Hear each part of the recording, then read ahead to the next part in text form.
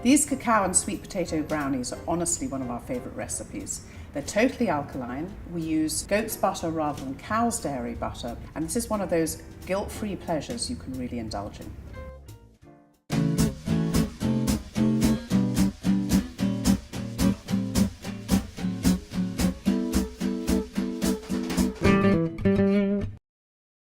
So the first thing we're going to do to make these sweet potato brownies is going to add the dry ingredients into a bowl.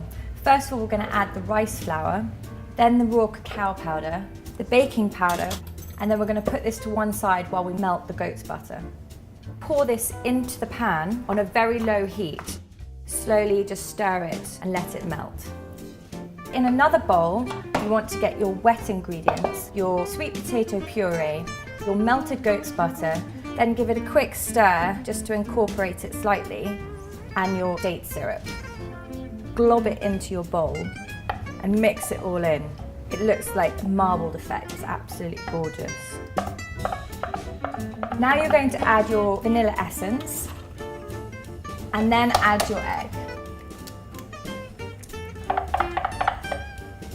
Now remember, if you need a chocolate fix, this is one of the quickest recipes that you can just knock up in a few minutes.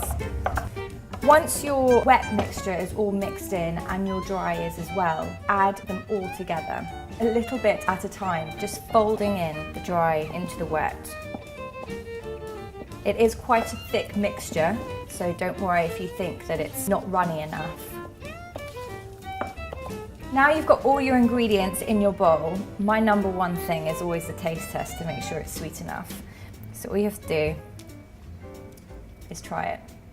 And it's definitely sweet enough. And if you think you have a sweeter tooth than this, just add some more date syrup. It will just make it a little bit more moist. It's absolutely delicious. And then all we're going to do is pour it into the tin. Then just spread it out as thick or as thin as you want it. It is a thicker mixture than you would normally expect, but because of the sweet potato, it's going to make it incredibly velvety. So once your mixture is in your tin, you need to put it into a preheated oven at 175 degrees.